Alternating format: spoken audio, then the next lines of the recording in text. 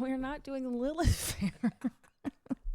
You've only read out like the worst music genres and the most lesbian, but that's also overlapping. This is the Lilith Fair music, I'm taking it. Look, I love this music. This is that chick who sings I Hope You Dance, like Leon Womack? No? Oh. AI just made those. Oh, AI Womack? Then, They're so bad. I know, it's fun though. But no, I like something cool, probably no lyrics. You know? Just like a nice song that people's minds get addicted to. Yeah, instrumental that has some bass, something, you know, something.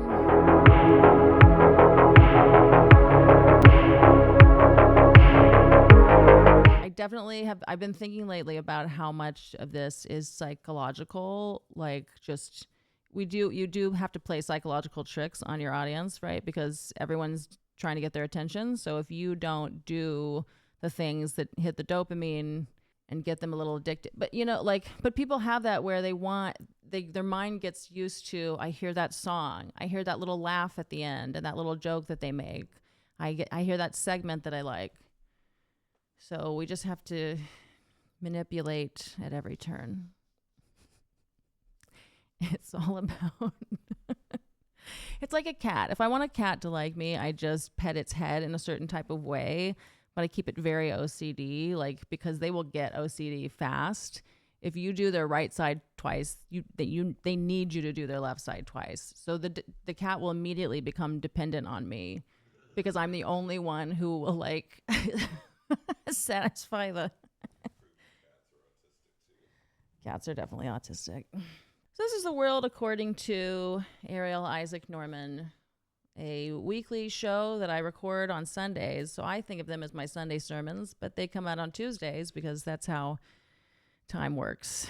So maybe one day I could record them on Thursdays, you say, but then would it feel like a Sunday sermon? Because I think it needs to be Sunday for me in order to feel like a Sunday sermon. At the same time, this obviously isn't my Sabbath because I'm working right now. It's a labor of love, though, but still, I think that I need to reorganize my week so that this is not Sunday. Oh, wait, inherently, I can't record these on Sunday since it's work. If it's the Sunday in my heart, then I'm not working. Whoops. Well, that's why it's called The World According to Arielle Isaac Norman and not Sunday sermons. That's just for me. Okay. But I still need to make the graphic for The World According to. I don't think people are getting it, considering that people did not get my Mothers Against Greg Abbott joke. Did you see that? Yeah. I was walking in my neighborhood and I saw a sign in front of a house and it said Mothers Against Greg Abbott, but they didn't have the words stacked. And so or did they? Was it stacked? It might have been, but people weren't thinking about it because the majority of the messages that I got about Mothers Against Greg, I posted it and said hashtag, or Austin is hashtag MAGA country. And more than half the people who responded to that were like, no, it's not. Austin's blue. Because twat. Because I don't know if y'all are getting the world according to thing. Because what other people have said the world according to, like that's a phrase. People have done that on TV. Like did no one, is this like how Church of Christ doesn't think about how they're cock? I didn't know How you're the second person who said that to me in the last couple of weeks. Every time I pass the Church of Christ, it's all I can think. You guys don't, Church of Christ, it's right there. People have shirts that are like, I love Church of Christ on them. And now it's time for movie time with Ruby Dickulous. My friend Ruby Dickulous is going to be joining me, not in drag, I guess I should warn you, to discuss the movie that I saw this week, which in this case is a docuseries, but I'm going to call everything movies. That's just what we're calling the segment. And we'll start by first showing you a trailer. When I was on my pregnancy journey, I looked to the mom vlogging world. Hey guys, welcome to the channel. It felt like a community, and you're gonna share it all. My family channel started when I wanted to start trying to have kids. As a follower and someone who watches this, you're just along for the ride. It's so raw. Having babies is good content. It just is. YouTube shares about 50% of the ad revenue that they generate with the creators. I'm not saying that it's anyone's intention to objectify these children. It could come across that way. Truth is, this is a business. When you're a YouTuber at this level, you have to set up the next big thing. But if you share your life on the internet, that means that people can dissect it. I'm curious if you know the name Micah Stoffer. We'll stay away from that one. Can you tell me about the Stoffers? You want me to be honest? Micah, this mommy YouTuber, was saying it's quicker to adopt a child from China. Huxley in particular brought so much viewership to their channel. And then 2.5 years later, he had just disappeared. People were asking, where is Huxley? People get death threats for things more innocuous. Sickening. Making death threats against this family, that's unconscionable. There's more to the story than just what you can show in a few videos. Fans had been waiting for an update. There's still a lot of questions. Do you think they adopted him for the views?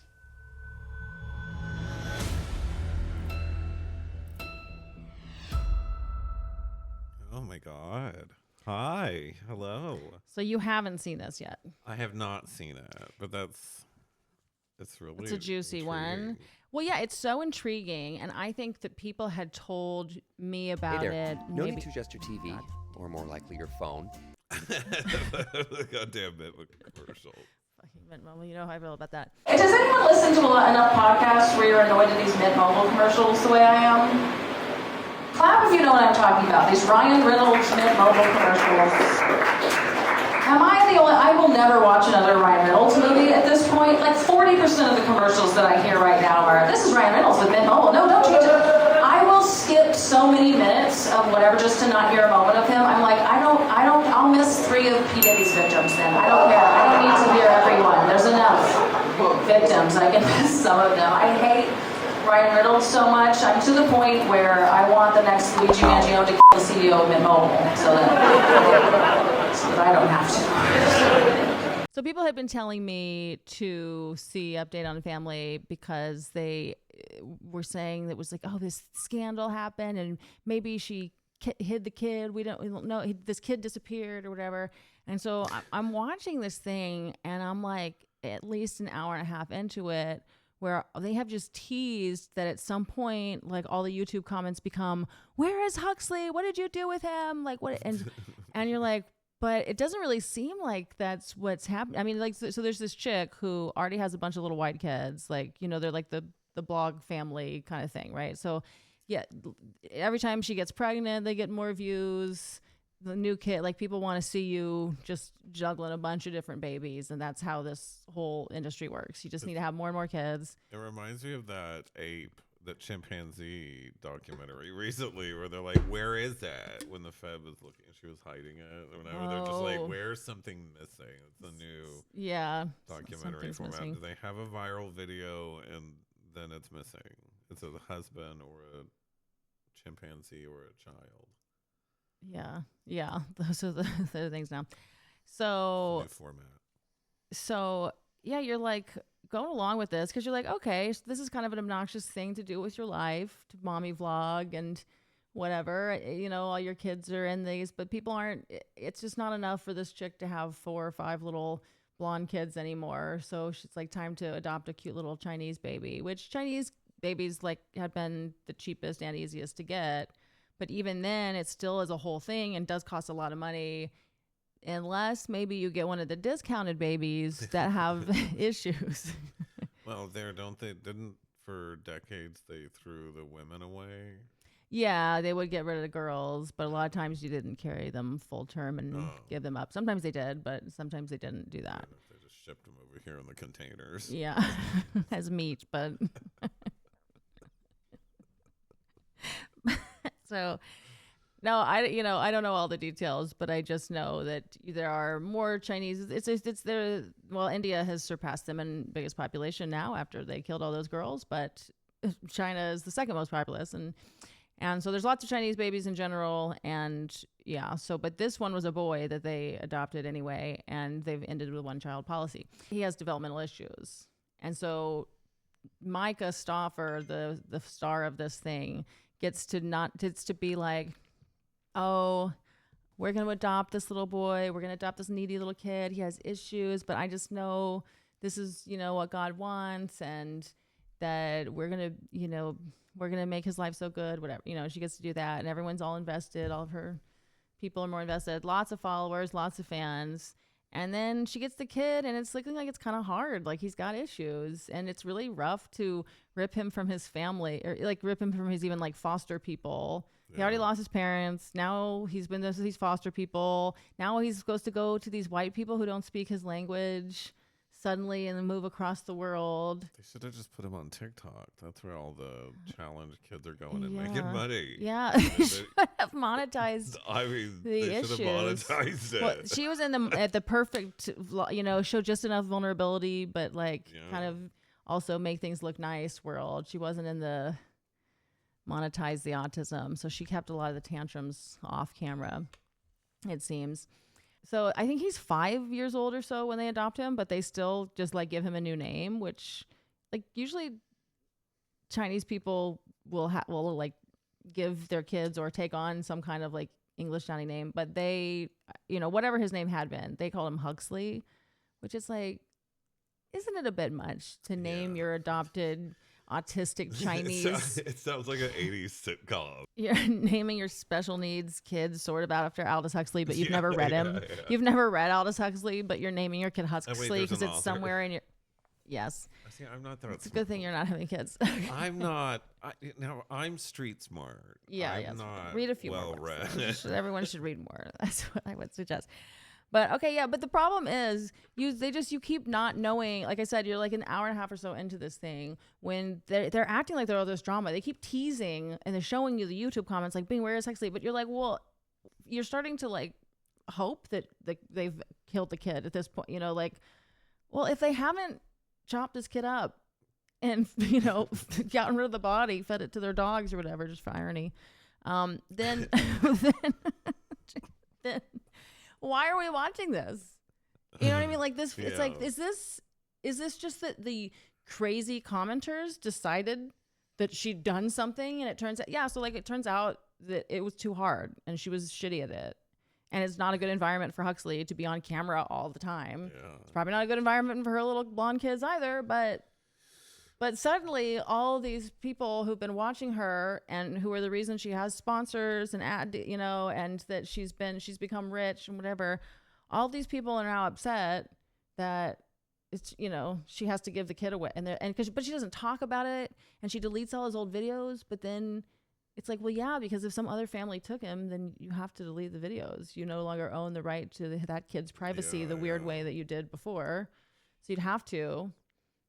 But I don't know. And then the people are all sleuthing and they find some old video that she had deleted, but you can see that he had some duct tape on his hand because they were trying to get him to not suck his thumb because the dentist said they would fuck up his teeth. And anyway, the whole thing is just...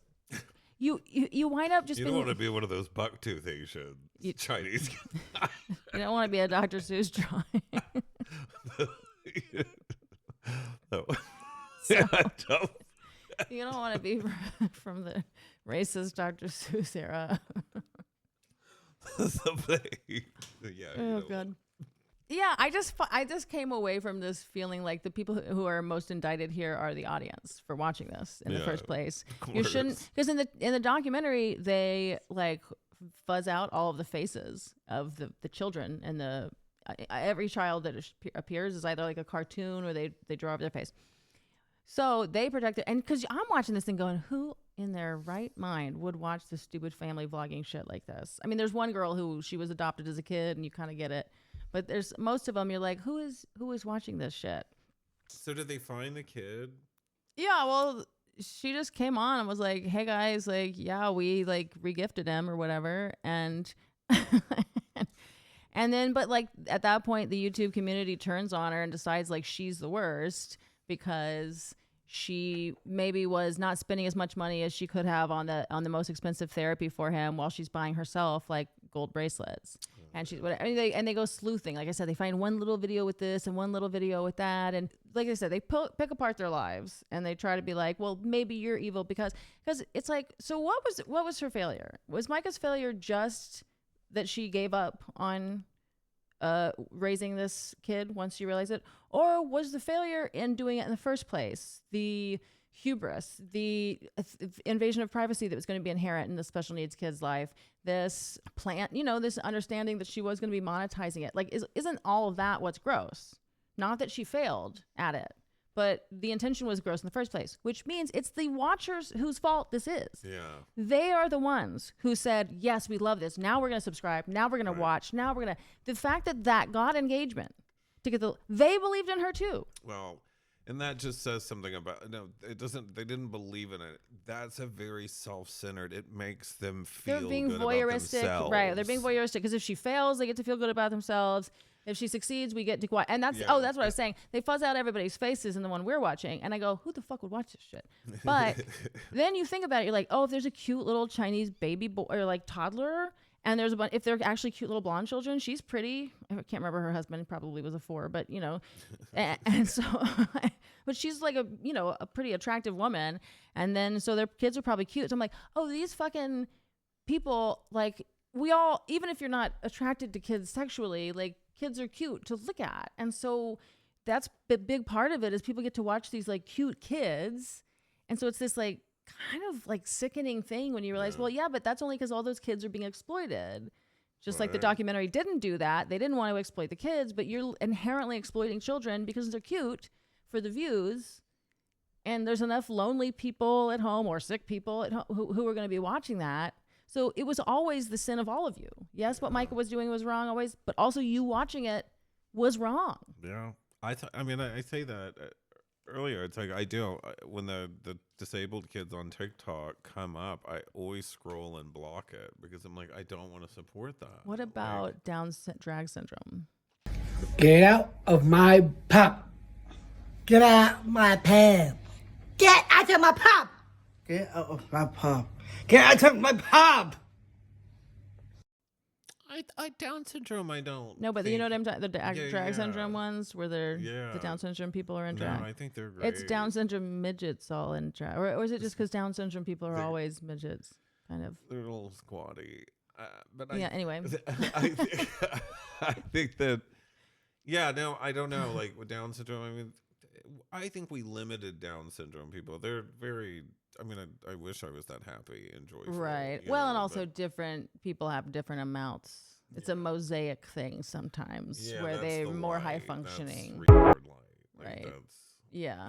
So like I mean, when I always said that. So I used to drink a lot. I'm like, I was like, do I have mosaic? And nobody's ever told me. Is everyone just like, oh, tat tat, like? I think we've all had that kind of Truman Show, like, fear of like, what if I am kind of.